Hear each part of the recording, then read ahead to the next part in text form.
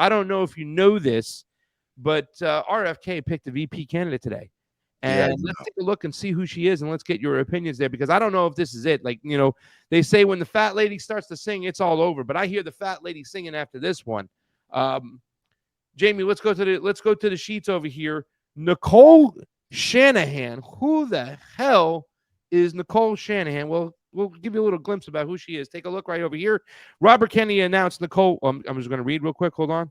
Well, we'll just play the video and. Yeah, let's go back. All right, thank you. So today, Robert Kennedy announced entrepreneur Nicole Shanahan as his VP running mate. A lot of people thought it was going to be Tulsi Gabbard. It's not Tulsi Gabbard. She said conditions like autism used to be 1 in 10,000. Now here in the state of California, it's 1 in 22. 3 things are causing the chronic disease epidemic, Shanahan declared. 1 is toxic substances in our environment, like endocrine disrupting chemicals in our food, water, and soil. 2nd is the electromagnetic pollution.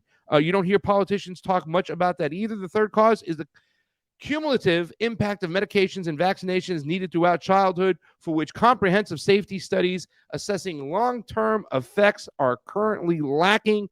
No single safety study can assume the cumulative impact of one of the prescription on top of another. We just don't do that study right now. We ought to. Look, these are all things that we had talked about in the beginning of his campaign. However, he turned out to be a raging Zionist, and that crowd today was a lot smaller, I think, today than what we expected before the special operation in Israel started. Let's listen to her real quickly so we get a glimpse of what she is all about. This was a surprise pick, and then we'll get your opinion about it right away. Don Debar, here we go. Take a look.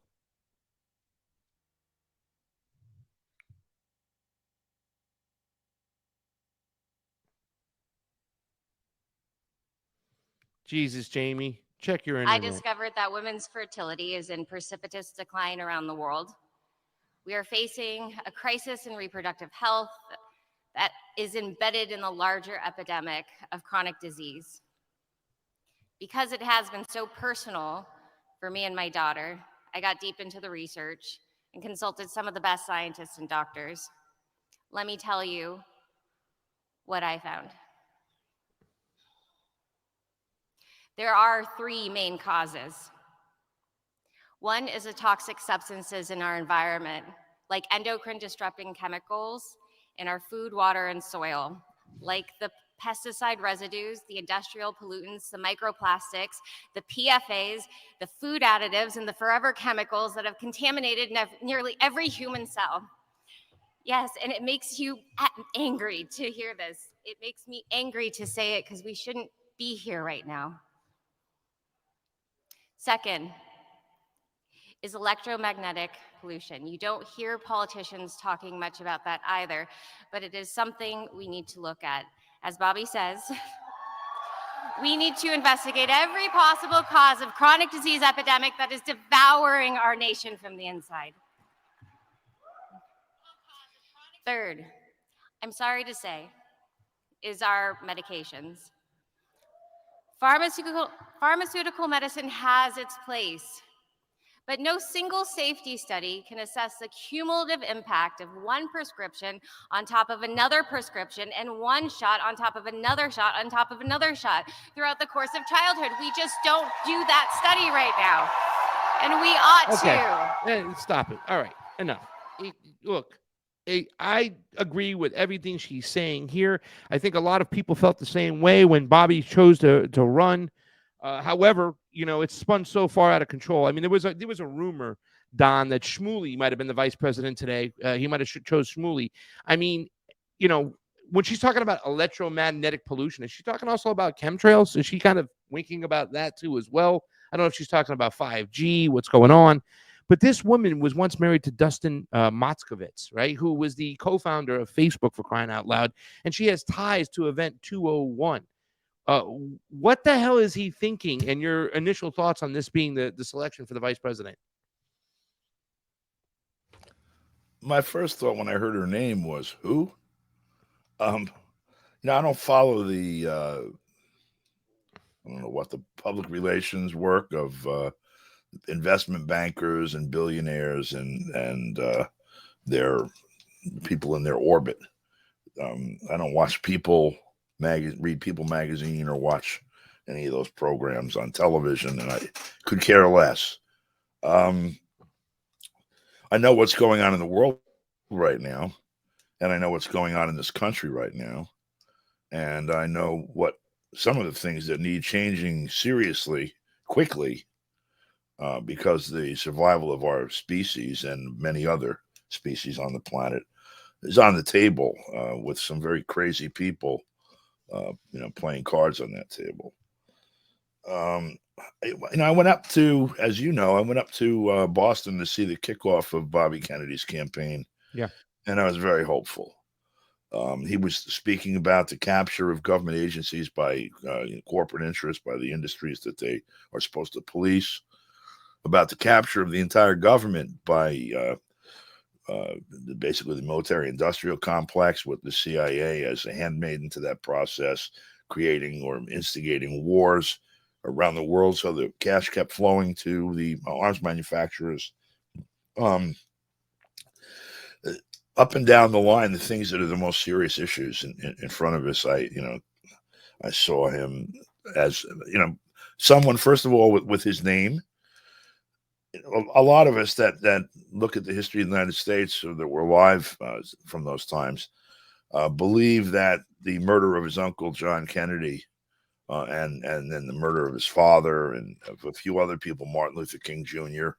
and Malcolm X and some others, basically were part and parcel of a seizure of absolute power by certain interests that include the military-industrial complex and some very large corporations that are not perhaps direct military contractors, and the establishment of a fascism, like a real fascism, perhaps with American characteristics, as the Chinese put it.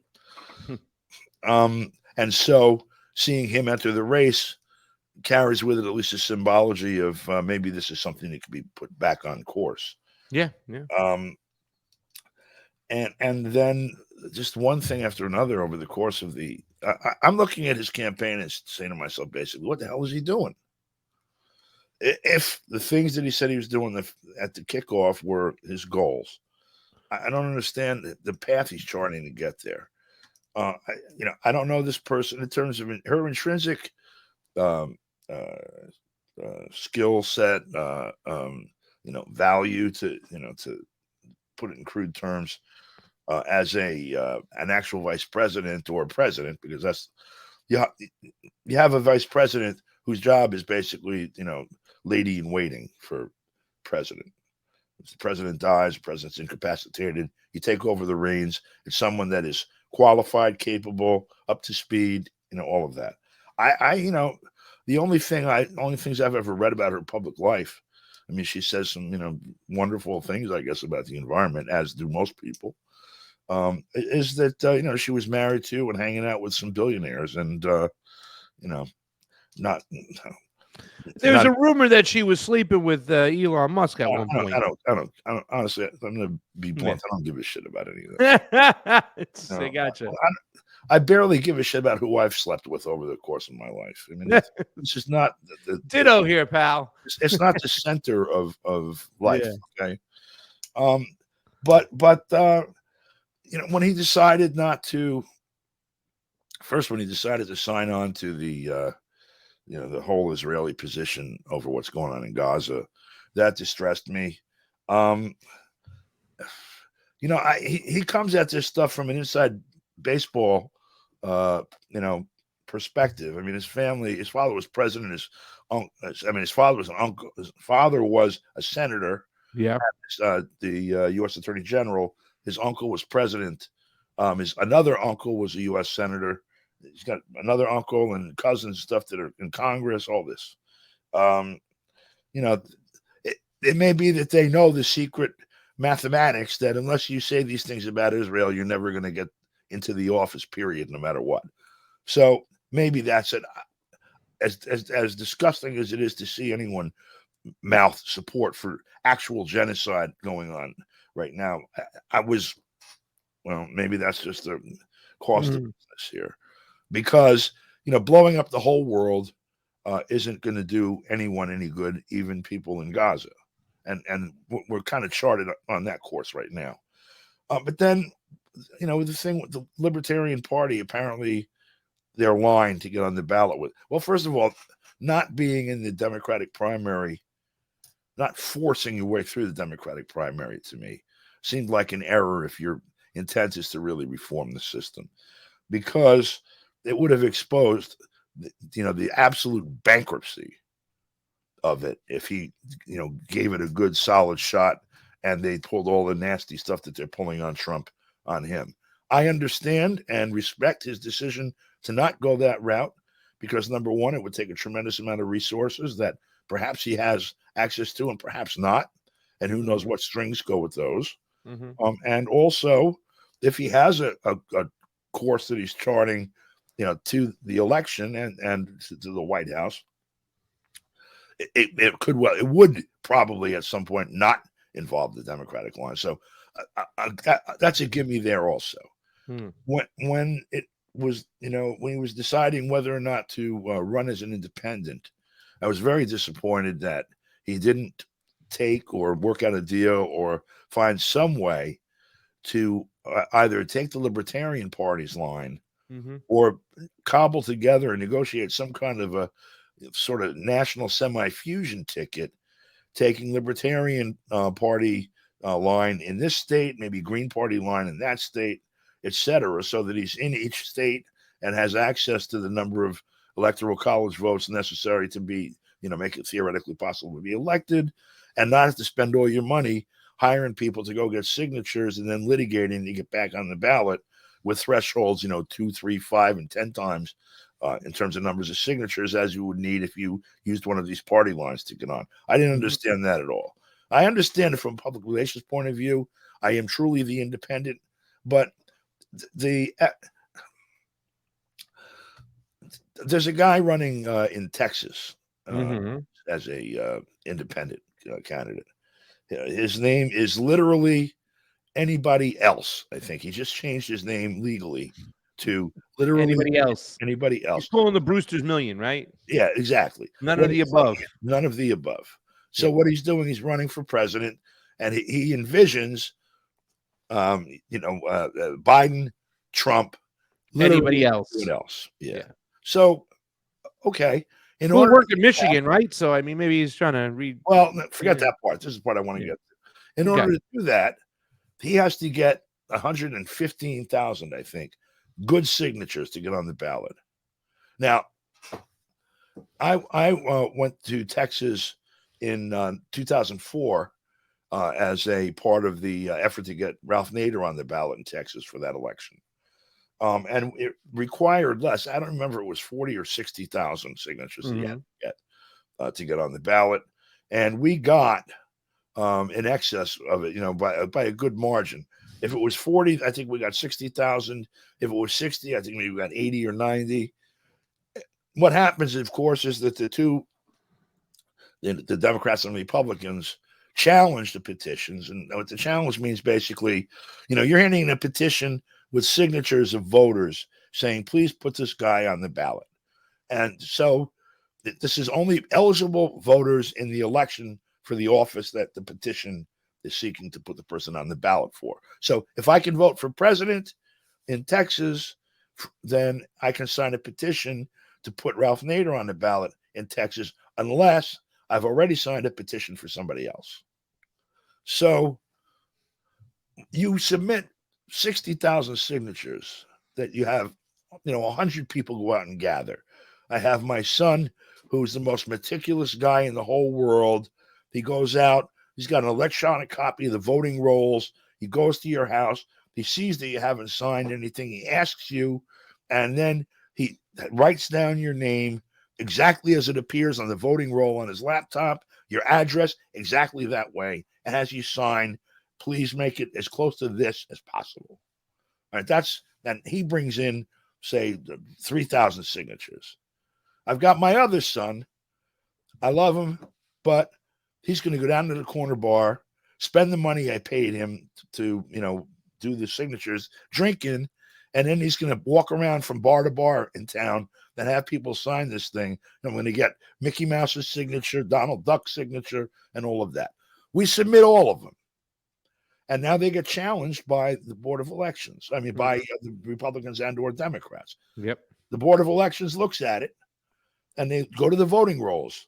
Robert Smith, 14 Main Street, San Antonio, Texas. That signature's right. Bang. That one's good. Donald Duck. Mickey Mouse. And so suddenly, the 60,000 signatures I submitted after they go through the whole thing is 38,000. In other words, not 40,000. In other words, not on the ballot. That's experienced this before too. So that's the procedure in each of the 50 states. And Texas now requires 100 and, like I said, it might be 113, 115,000 signatures for independent candidates.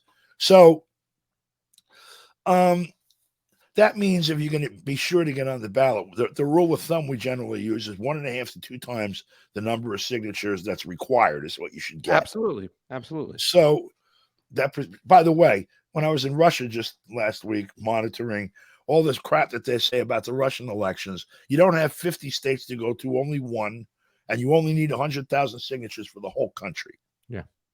So anyway, Bobby now has to do that process in 50 states. And it's a tremendous effort required. Ralph Nader did it several times. I don't think he ever actually got to the 50, although we generally got close enough. Yeah. But it spent almost the entire campaign just doing that, concentrating all your capital. I didn't understand that choice either. Yeah. So now I'm thinking, okay, well. By the way, Don, really quickly, just to interrupt you, I had a really quick point that Del Bigtree, one of his campaign communications manager, said today at the rally that Bobby will be on all 50 states. So they're assuring people to be on all 50 I know they say that. states. I mean, and I hope so too, because I think anyone who wants to run should be on all 50 states. Yeah. I think that entire thing is it's an absurdity. Well, Arkansas, who wants to be on the ballot in Arkansas? You need the votes. So anyway, I'm looking at this opportunity now. All eyes on Bobby Kennedy. He's going to make his announcement. And I'm thinking, oh my God, who's he going to pull out of his hat? Tulsi Gabbard, who knows? Cindy Sheehan, whatever. Cynthia McKinney, who? Yeah. And instead, and there's a lot of reasons I'm saying these three people, for example, to balance some of the things I just said. And instead, it's Nicole, and I'm like, who? Yeah. And then I looked them up, and I find out, this is someone that is, she's married to the venture capitalist in Silicon Valley, basically, and swinging with with the rich folks, and whatever. That's good. Maybe he may very well be very solid, and okay, so there's subtext maybe. Look, I believe anyone should be able to be vice president, that you shouldn't have to be a career politician, et cetera, et cetera. But, if you keep staking these different positions out, you're going to be the most principled 4th or 5th place candidate that ever ran. Yeah. Because there's certain aspects of human behavior that have been measured over and over and over again that you have to at least, you don't have to cater to them, but you have to understand that they're there. Yeah. So I don't get it. So Trump supporters really like the decision today by RFK. I really do think that. Listen, back in the days, I think the vice presidency meant less, especially when it was only Republicans and Democrats running. When you got a third-party candidate, I think a vice president means a lot. And you have to decide your vice president early, because to get on the ballot in certain states, you need to have your vice president chosen. Trump supporters are really liking this decision today, right? A lot of people felt that Trump was wooing Tulsi Gabbard to make sure that she did not get on that ticket with RFK, because I think it would have been a bump for RFK had he got Tulsi Gabbard. I mean, it's a popularity contest. It is what it is. Yeah. Tulsi's got a lot more name recognition. She's liked by some Democrats, a lot of Republicans, a decent amount of independents, even people like myself who are no longer in the Tulsi camp and not appreciative of some of her rhetoric when it comes to the Islamicist, what she says. And, but she was at least against the Tic Tac ban, right? I mean, she has her points. She has her principles. I think she would have been a bump for Bobby Kennedy. but it didn't happen. Do you think it's now over for Bobby Kennedy with this choice of Nicole Shanahan? I mean, Nicole Shanahan, I mean, it seems also, too, that he's contradicting himself, right? This is a guy who spoke out against Event 201, and I was there with you too, Don, when it comes to Bobby Kennedy as being some form of hope, right? Like everything that she is talking about today, those three reasons, I mean, those are reasons that I like Bobby Kennedy on the ballot, and October 7th ruined everything, forget about it, still to this day. Not only, I mean, he could have took the position like, look, I stand with Israel as far as them being able to, have their own state in the land for where, Jewish people are accepted. However, we need a ceasefire right now. Had he had that type of rhetoric saying that he stood for Israel, but was for a ceasefire, I still think a lot of people would have been by his side and said, okay. But the fact that he almost greenlit the Netanyahu government to go ahead and start carpet bombing into this day. Well, they can't stop now. If they don't, Hamas will regain. And I mean, it's ridiculous. It's sickening. But is it now over for Bobby Kennedy with this decision of Nicole Shanahan? Because Event 201, I mean, she has ties and links to Event 201 for crying out loud. That's a certain event that he spoke out about for many times, you know what I'm saying? And pretty much his rhetoric on the COVID decisions, the COVID protocols, is what built his base. I mean, it feels like he's completely contradicting himself right now. This is the definition of hypocrisy when you pick somebody like, what's her name, Nicole Shanahan, or whatever her name is, and stuff like that. Is it officially now over for Bobby Kennedy? No, it's not officially over for anyone until, well, I would say for him, the first threshold is to be on the ballot in enough states to have it theoretically possible to win the Electoral College. If he doesn't get to that point, then it's officially over for him then.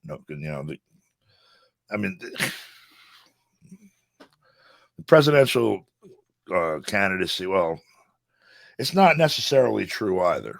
And I think if I'm not mistaken, I've read and heard people discuss an electoral college strategy for Bobby Kennedy, where if neither Trump nor Biden or Biden's ghost or whoever the hell's alive at that point get enough electoral college votes, and it goes to the House of Representatives, and the House is so closely divided that he might be the most attractive of the three candidates, to some section of the remainder in the House. But it's not really over until January 6th of 2025.